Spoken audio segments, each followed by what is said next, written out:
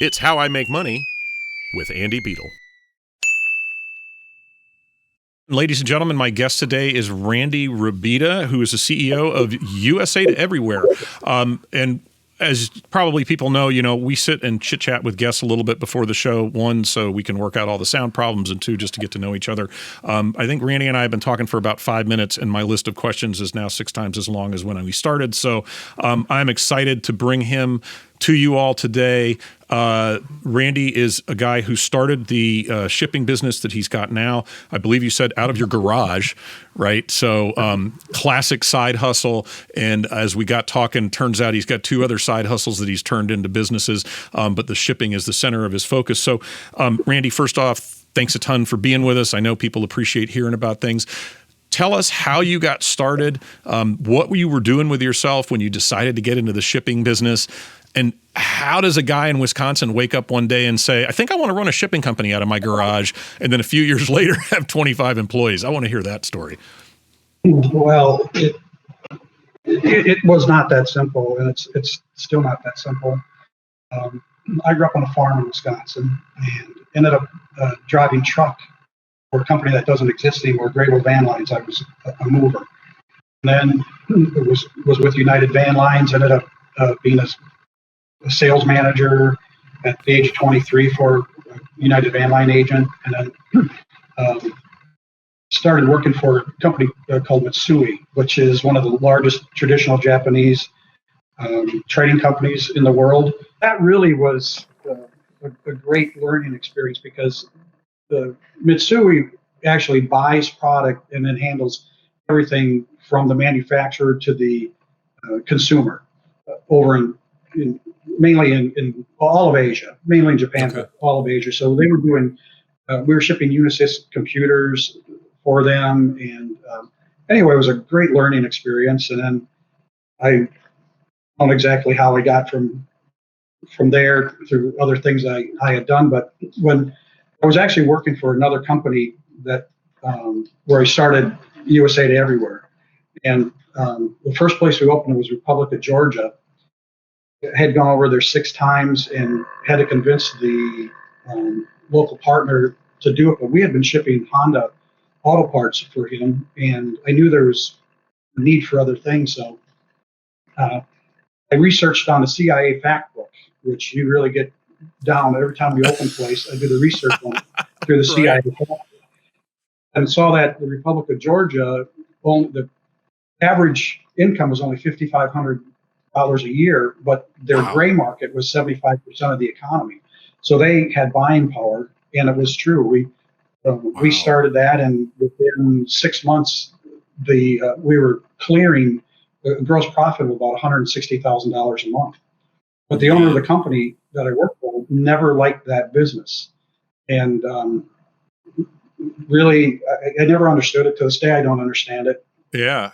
How do you sneeze at 1.8 million in profit every year? I mean, that just seems kind of crazy, So, well, we were one of the smaller divisions of what he had at the time. Mm-hmm. Anyway, long story short, I ended up moving to another company. I kept my eye on USA to Everywhere, but they started USA to You because they couldn't use that name, and basically we're competitors to USA to Everywhere. And we kept our eye on USA to Everywhere and how it was going. And when we had an opportunity, and for USA to You, we were operating in our garage the whole while. Wow. And then we were able to buy USA to Everywhere for basically nothing because it was in debt. We took over a part of the debt. It had just been run into the ground. And we still operated that out of our garage because it was so small then. But what I knew was that the back office, the IT in-house at the time, it cost about $450,000 to do all of the IT work, which was what I really wanted.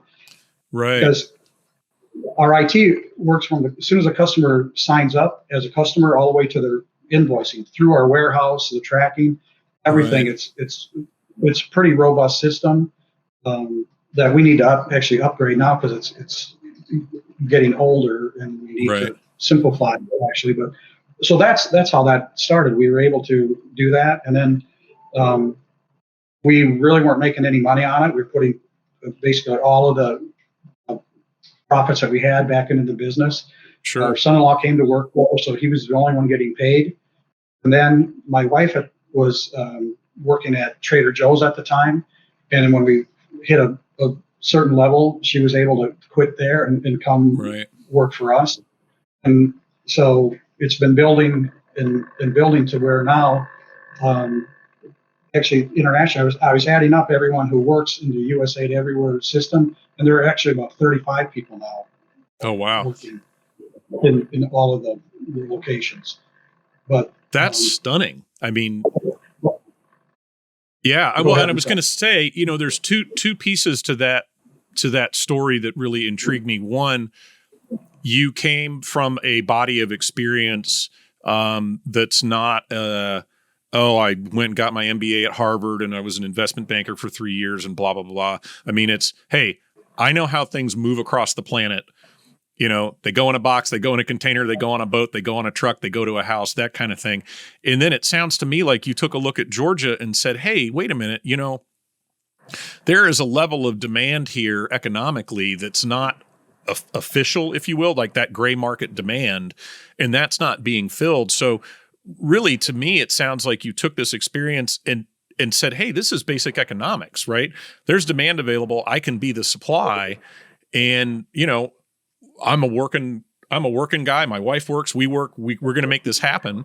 And I think those two things combined are so important, for people who want to take control, if you will, of their own lives, take control of their business and their financial future.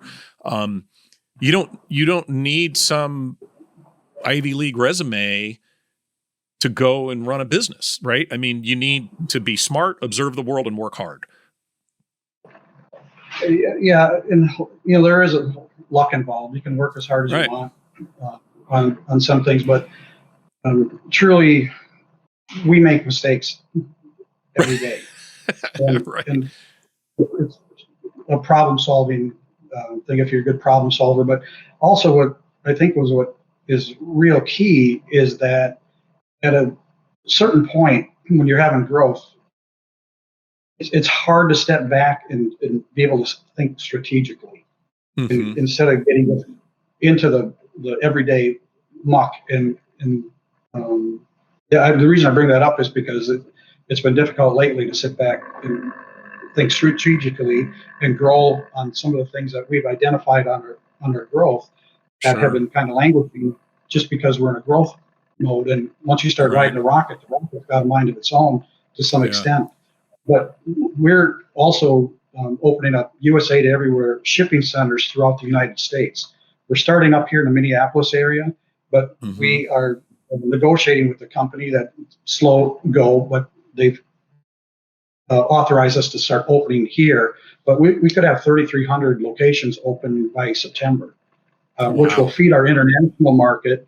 And we really focus on immigrants no matter where they are. So we've got a large Liberian community here. We've got an office in Liberia. So if we had shipping centers where they could just drop off other packages, we know that'll feed everything else. And then there are pockets of Liberians in Maryland, Atlanta, Houston. So when we can combine all that tonnage, our rates will go down, their rates will go down. And I had mentioned to you before on a lot of the things that we're shipping, my son-in-law is Liberian, and that was also the reason we opened up Liberia, because we saw the need there. But people sending documents back and forth would spend $350 to $500 on documents. That's just insane. So we can send a pair of shoes for $30, and our competitors on the couriers are like $350. So we have a cost of I guess it's an opportunity cost for people to be able to bridge that gap when everyone else is using someone else and they can purchase items from the U.S. and resell them in their countries. We supply a lot of small businesses that do that around the world. I would say probably 30% of our customers are resellers. Mm-hmm. Well, and then you find yourself in a situation where so much of your business is supporting small businesses, and Right. and supporting what I would consider the that very entrepreneurial type of small business, because we talked about this before we started taping. There's a significant population of people who come to the United States for a variety of reasons, and they work to support family and their communities back home through the formations of these businesses. And it sounds like what you guys have found is this sweet spot that makes it really possible for them to do that at a cost that's not punitive, right? I mean, that's amazing to me. Well, and then we're heavy on social media, so we'll Mm-hmm. have um, we'll have 700,000 views in Africa Wow. on Yeah. something that, well, I mean, so that's got value also. We have a captive community of shoppers for Mm-hmm. retailers in the U.S. that we haven't tapped into yet, but it would make sense for Walmart, Target, or any mom and pop shop to access our community of shoppers because Right. they can't purchase without us in a lot of cases. And then we also will allow them to go purchase items or pay at our offices, and then we buy for them because credit Oh, cards aren't going wow. to work in Africa or the Philippines a lot of times. Right. So we're an e-commerce facilitator in a lot of respects. But that community shoppers that we have access to has a big value that we're not tapping into. And then you're right when we have identified that we are the source of a business for people overseas. So the basic principles of business are the same everywhere in the world. So we tried to have a podcast of our own Right. or YouTube channel to provide business advice overseas.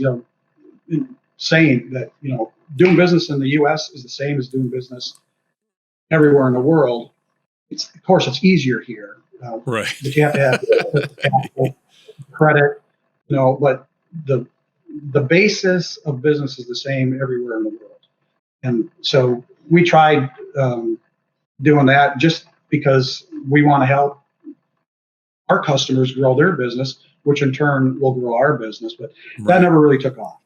Um, It's a hard slog.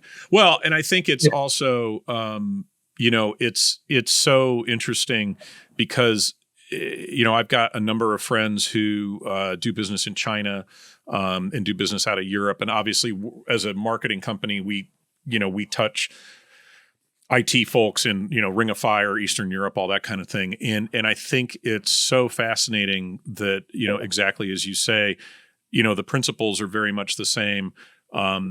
But there really is something to, I mean, unless you're, I don't know, Tony Robbins, maybe I don't know how popular Tony Robbins is in the Philippines, but I think there's a lot to be said to, popular. having a local voice though, in a lot of ways. It's saying, hey, here's how I did it in this environment and I succeeded. And as you say, it is so much easier. The barriers to entry to running a business. Oh, sorry about that. It's a camera issue. Um, I'm still here. As I was saying, the barriers to entry for business in the United States and doing business, I don't think a lot of us appreciate how much easier it is to stay in business, to do what we do. And frankly, I think if I were gutting it out in Liberia, I'm not sure I would take Andy Beadle very seriously on how to grow my business in a lot of ways. What does this guy know? So, there's an element of that. It's Earlier, access to capital. Pardon? Access What? to capital is the whole, Yeah, it's huge. It's huge. the banking system, credit. So anyway, Yep. Yeah, no, absolutely. And before we got on, we were talking about, there's a lot of stuff I think that people from the outside of a business don't really understand until they dig into it. So that whole thing, my wife and I were talking about this at the holiday season. I was explaining, these folks who work for FedEx Ground, they're not living the life that a FedEx air driver's living because that's a different company, contractor, all this kind of stuff. And when you get into the nitty gritty of that, explain to people, I know you're a team partner now, and you've got these kind of agency and partner relationships. Explain how your business works and grows. And I know you're looking at, opening locations sort of under the name, but with people who are kind of running their own shop. I think people would be super interested to hear how that shipping business, which to them, I think people go, geez, UPS, right? I got a fleet of trucks and I've got big warehouses. It's like, no, that's not how we do this, but we've got this different structure. There's a background, like almost like a ghost operation that nobody ever sees, that runs between airports overnight.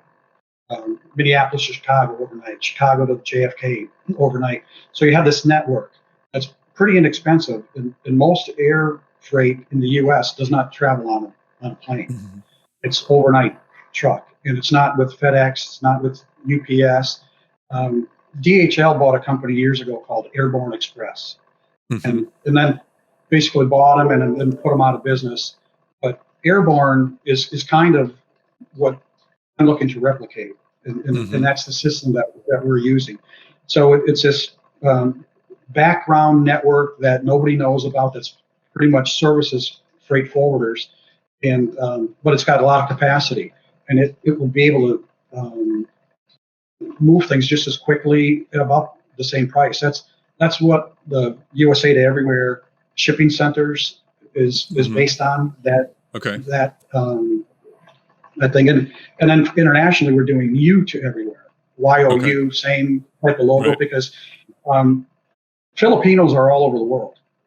They pretty much run the Middle East. They're the worker bees at all the post office, all these different places, and they're sending stuff back to the Philippines, the overseas worker, and they send hundreds and hundreds of millions of dollars back every year. And the Philippine economy depends upon that money coming back. Mm-hmm. So we're going to tap into that, but internationally would be that way. But domestically, it's basically will be the old airborne system, and most people ship packages because the prices are about the same. Nobody really, FedEx is about the same as UPS, maybe a couple dollars difference. But when they drop a package off, it's for convenience. And so we're looking at being what Walmart was to the retail stores and going into places. Not Walmart's everywhere, but they started rurally. So a lot of places that won't have a UPS store because the population isn't there. That's perfect for us. We're going to fill that gap. That's the goal with USA to Everywhere, which that in turn or the shipping centers will in turn feed our international and rest of the domestic business. So the projections, even at a small level, if we have 3,300 locations, are really strong. Well, and when you say locations, though, these are not employees that, I mean, you're basically having people run, I guess, would that be an agency? They tap into your infrastructure, they've got your name, but they're a business owner of their own right. Is that correct? Or that's correct. And to buy a UPS store, you can spend $150,000, and the margins aren't very high. You can see what go online. You have a lot of disgruntled UPS store owners. I don't want to get sued by UPS, but it's not a great business model anymore whatsoever for what they charge. Because a lot of them, they're only going to make about $36,000 a year after that investment. Wow. Not worth it. But if a shipping center is an add-on to your store, and maybe you bring in half of that per year, you're getting more foot traffic instead of them going someplace else, and you're bringing in a profit. So, and we're not going to charge anything for it. You just buy a $70 scale, and you tap into our network, our buying power, and so that's the growth that we're seeing for the shipping centers.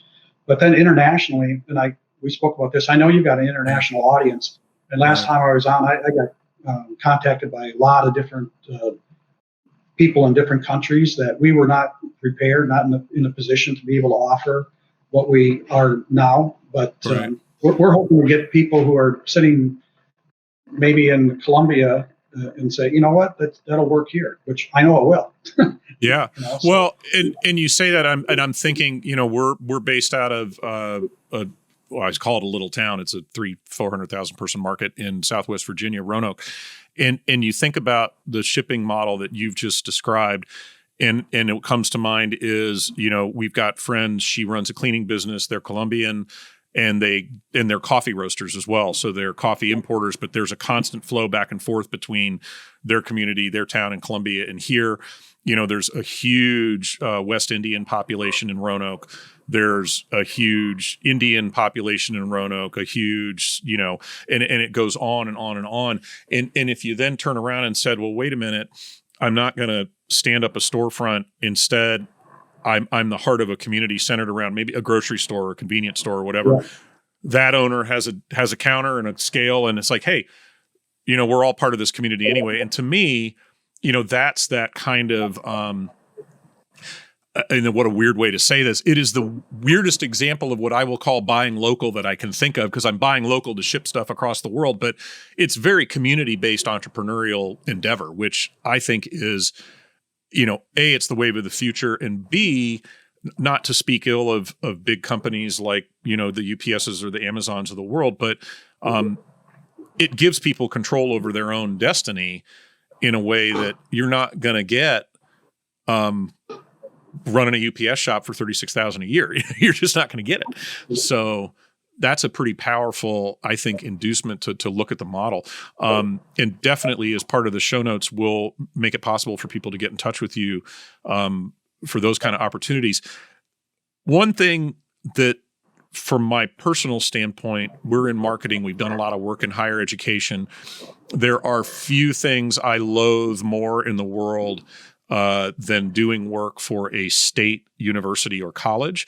And not because those schools aren't wonderful schools, but because the absolute mountains of paperwork that you have to do to get anything done. You guys just became partnered up with the Royal Saudi Postal Service. Talk a little bit about that process, how you're sitting in Wisconsin and say to yourself, I really think I want to ship some stuff to Riyadh. I wonder how I do that. Like, that's a great story. I would love to hear how that all happened. Well, that came about because we failed in Dubai. We opened up Dubai and never really took off. And we had a partner that I had known for a long time that surprised me and kind of tried to go around us, and he ended up failing. But in the Middle East, so every market's different, but in the Middle East, you can really depend upon the last mile home with the post office. So the freight forwarders charge too much, but I don't even know how in the world we got our partner over there anymore. But I do know, because he was going to help us in Dubai through our previous Dubai partner, and then I was going through some of the old emails that because we had access when we terminated our previous relationship with our Dubai guy. He was in there, and I called him up and just let him know that, hey, we're no longer affiliated with that person, and then we hit it off. We're talking. He's a real honest guy. He had really good connections with his own business. He turns out he was a home delivery guy. Okay. So he's delivering LG refrigerators and stuff throughout the Middle East. And so he knew the power of e-commerce. And so it just so happened that his best friend was the president of the Saudi Post. I mean, so it was no grand design that. Oh, better to be lucky than good. Well done. Yeah. But the IT has taken over a year and a half too, because the bureaucracy is so low. So it just before Christmas we got the final okay on the credentials that we can use. But we had done the tests, starting in July of this year. We finally got that far for the test credentials. But so now we have the real credentials to be able to print their labels. Mm-hmm. In our warehouse, which that they don't have on handy here, but it is the first one we printed out, and you have all the in Arabic, right. It's pretty neat. So as soon as we receive it here, it'll be entered into the Postal Service, the system there, and then they can track the package from our warehouse to every time it gets scanned. So that is also real key, and we're way behind schedule on that. I wanted to be on that also, but that's out of your hands. Bureaucracy. But yeah, we kind of fell into that one. That's crazy. And this is about the point where I say, hey, what are you passionate about in your business? And unfortunately, I'm actually going to veer toward the other stuff you talked about. Clearly you are not a guy who sits around and wastes his free time playing golf. You've got two other things going, a garlic farm and a flag business. Pick whichever one you want to talk about first and tell us how that started. Well, actually, I used to play golf until my brother-in-law beat me. And then he's a bad golfer. I haven't picked up a club in, I think, 12 years. I used to golf. I always said I played at golf. I never really played golf. So that's funny. So after that, you just went off and became interested in garlic because you couldn't play golf anymore. Was that it? Well, actually, we've been researching garlic for years. And now's a good time because the Trump had put on a lot of the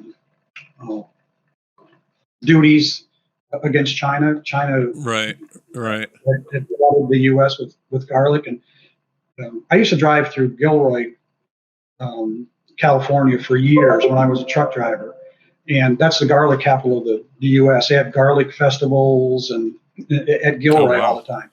Yeah. And then most of those farms were put out of business because of Chinese were bringing in such low-priced garlic that the quality's not that good. So anyway, we've been researching this for probably 5 or 6 years and saw the prices were going up. So we ended up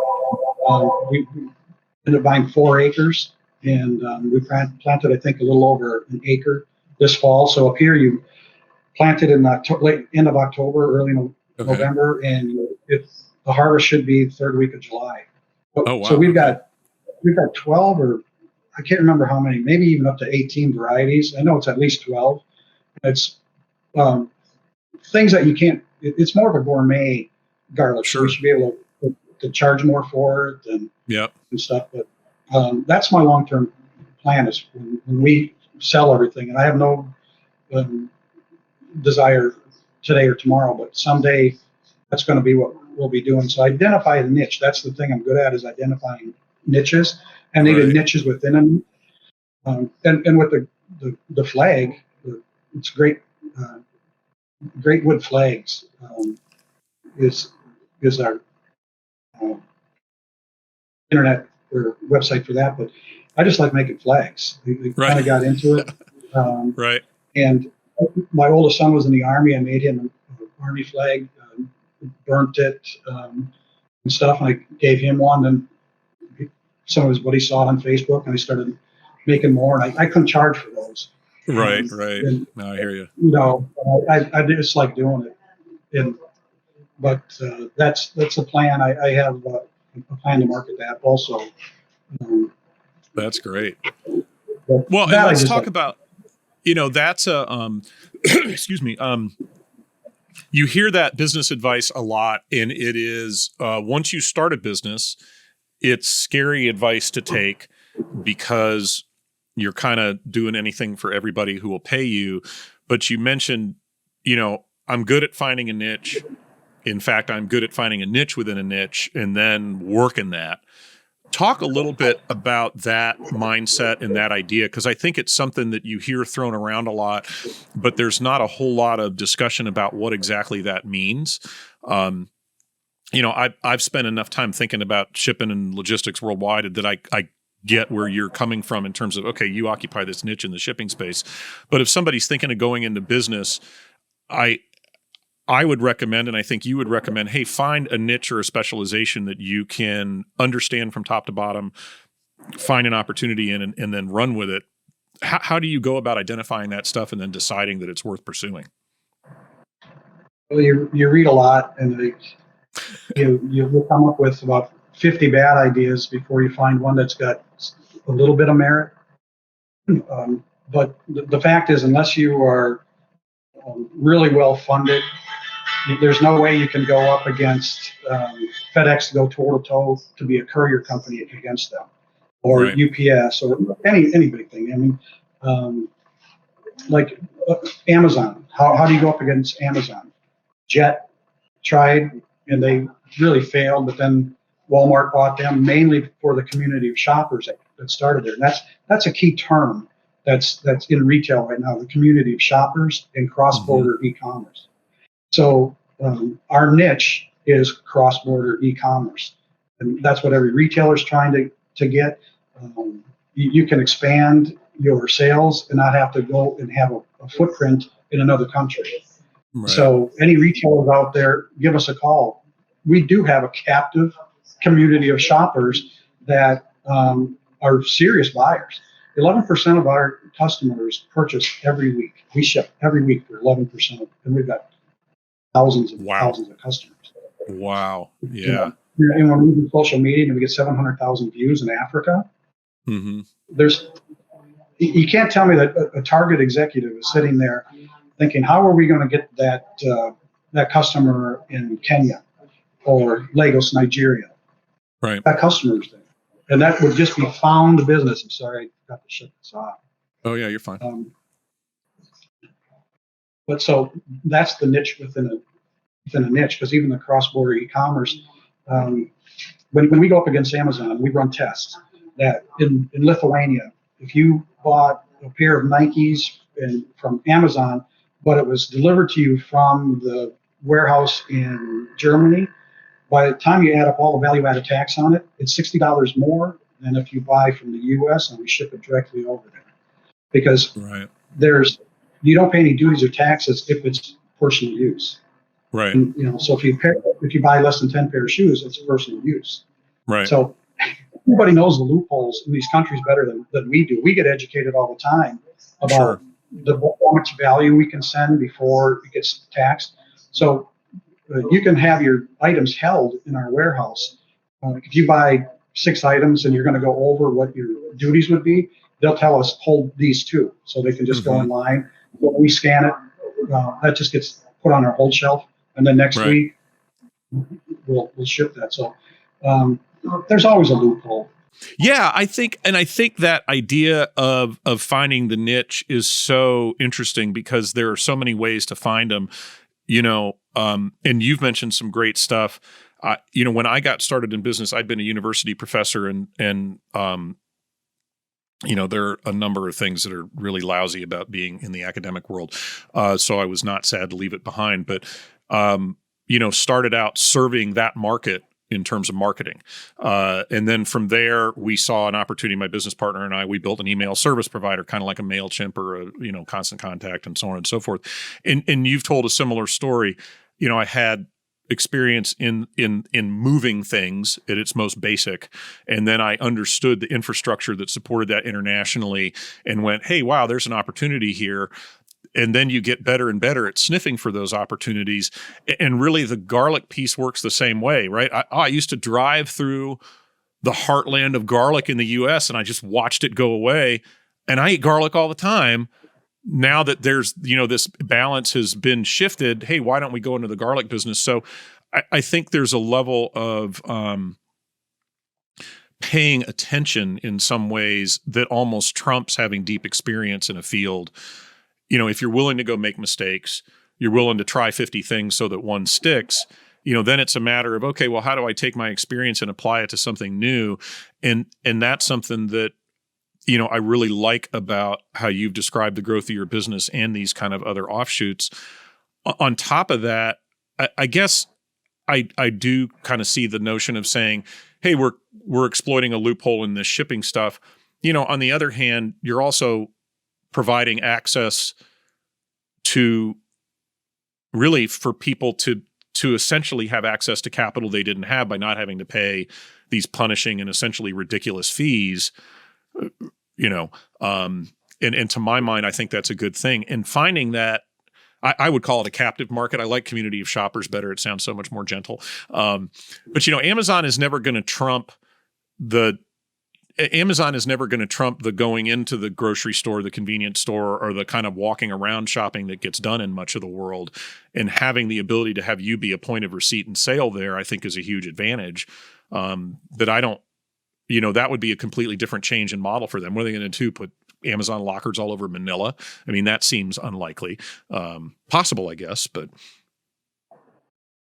Well, one thing is that I can't emphasize more. And one reason I want to be on here too is like I want to help people be better business people, or get into business. There are so many people who think that they can't do it, and they can. My wife always thought she'd be a horrible salesperson. Everybody loves her. That's part of it. You do business with people that you like, Right. you know. And I've been a Billy Bullshit many times, and done so many things that failed. I could do 5 shows on the things that fail, Right. but you keep on trying, and you learn every time. And one thing that I thought about was we were talking about Professor. When I was in the movie business, I moved a guy here from California. He was a professor at UC Davis, and Okay. And his wife worked for Cargill, so they were both in the agriculture in some ways. Okay. And so when he moved here, he didn't work. He was going to work a little bit at the University of Minnesota, but all the while I was moving him, he had a big TV way back in the day, and he had a business channel on, and the scroll was going on, all these things. And we start talking, and my background being raised on a farm, I still have a lot of farm boy in me. And he was saying, where farmers make the mistake is that they grow what they want to grow. They don't grow what the people want. And so if you're milking cows, you milk cows because you milk cows. You raise corn because that's what you always do, is you raise corn. Right. But while he was up here, it was amazing. He leased land from farmers, and he told them what he wanted them to grow, based upon what he thought the future were going to be. Wow. Interesting. And so he didn't own any land, but he had, I think, about 2,000 acres that he had farmers growing crops that he wanted grown. Brilliant, and I took that with me.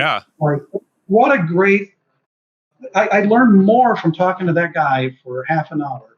It was just genius as far as I'm concerned. And it is 30 years ago, but it just stuck with me when he said farmers don't grow what people want to eat. They grow what they want to grow. Well, of course, then you're stuck into commodity. Never get into a business where your services or your product is a commodity. That's where you got to find the niche. You can charge more for it. And I watch YouTube stuff all the time, and there's this young kid that sells tomatoes. I think he's in Virginia. Okay. And he makes $5,000 a week. And he was saying I was doing the math in my head while I was doing it. I was like, yeah, this guy's legit. What he was doing and how he got into it. He'd be a great guy.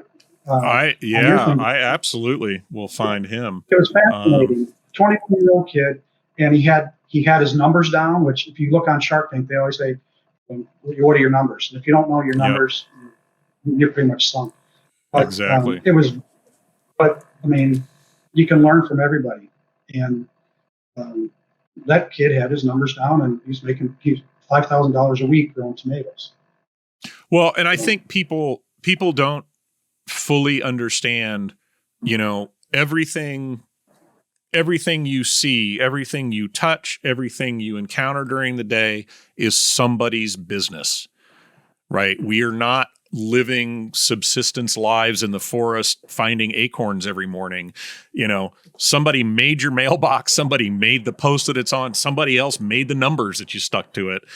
And that is, a business where you provided value, you created jobs, et cetera, et cetera. And I think those opportunities are everywhere. And living in the time that we do, in the country that we do, they've never been more plentiful.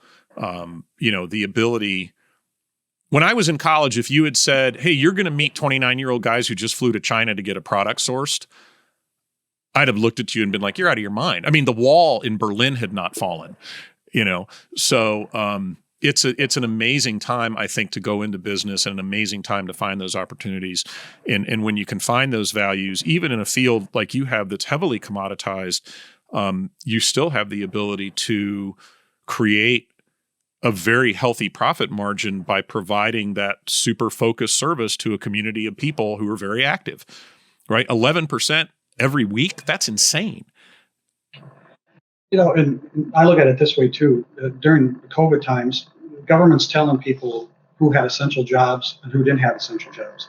But it's essential for everyone to eat every single day, most of the time. Yeah. Now, and so I think everyone should be looking for a side hustle. Maybe not to make a living, but it could have been cushioning the blow a little bit on the COVID-19 Hmm. shutdown.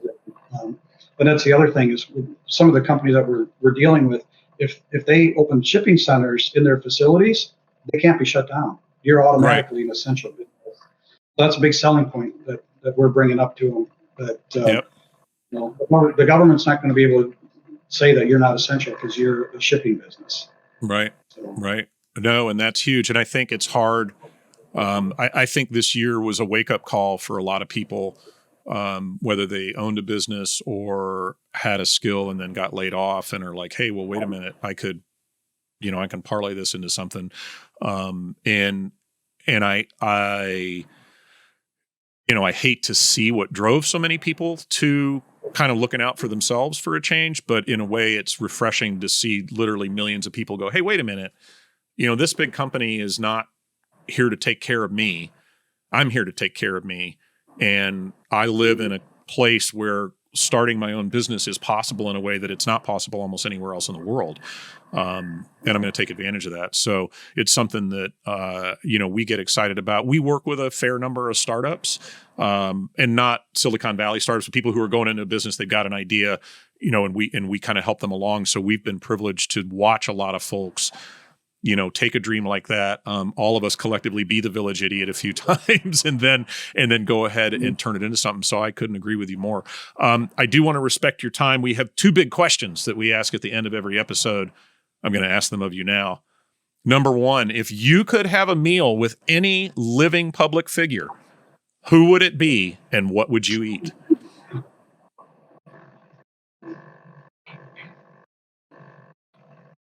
well, I'd like to have a burger with Donald Trump.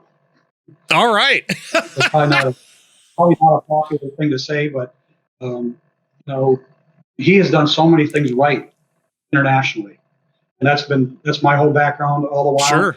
Things that I've been saying for 30 years that should have been done have been done, and I just think he's an interesting guy. Like him or Oh, yeah. dislike him. Yeah, you cannot. Well, and I, when we started the podcast, I wanted to have a couple questions we asked everybody that didn't have anything to do with business, and we've gotten great answers to that, and I love that answer because I think that no matter what your politics may or may not be, you cannot deny that Donald Trump is a singular phenomenon in our country's history, whether you think it's good, bad, indifferent, what have you.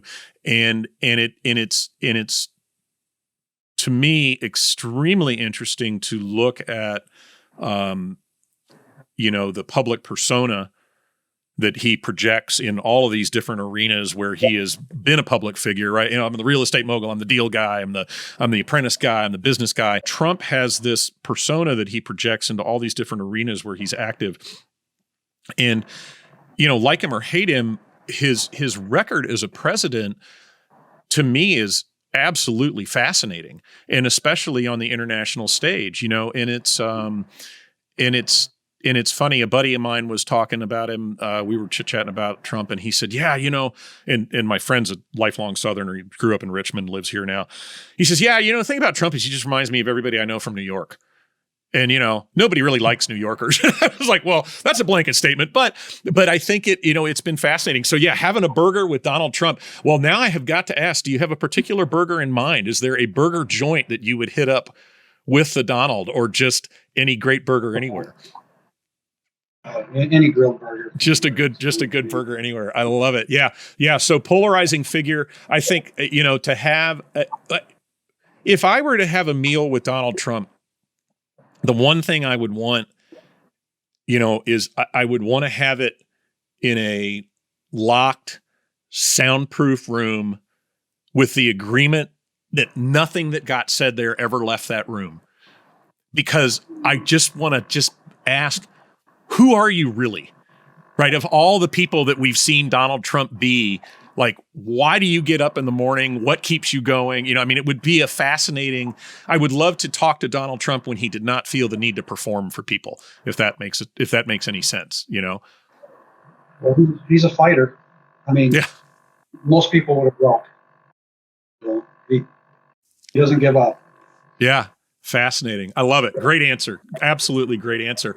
And the final question is this, and I would love to put it in the context of, both international listeners and immigrants.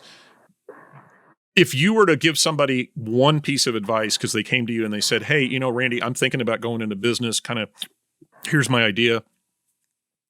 What one piece of advice would you give somebody when they were first starting out? In the U.S., I would say make sure you clean up your credit. That is so key. Mm-hmm.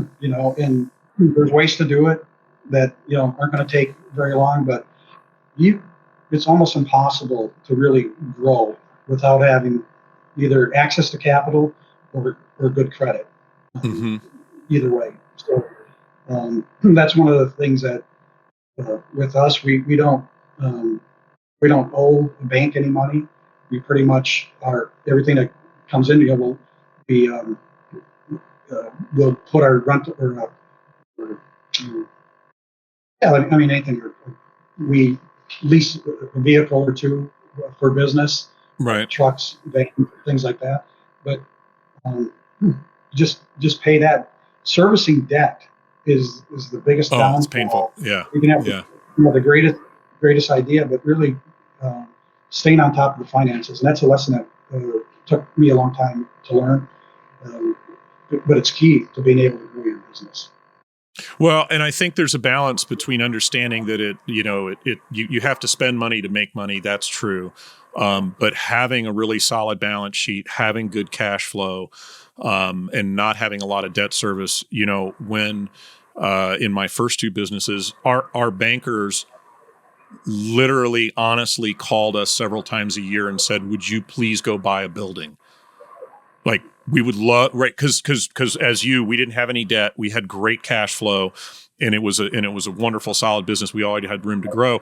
And in those situations, lending institutions and especially your banking relationships, they want to help you because you're a great partner to them.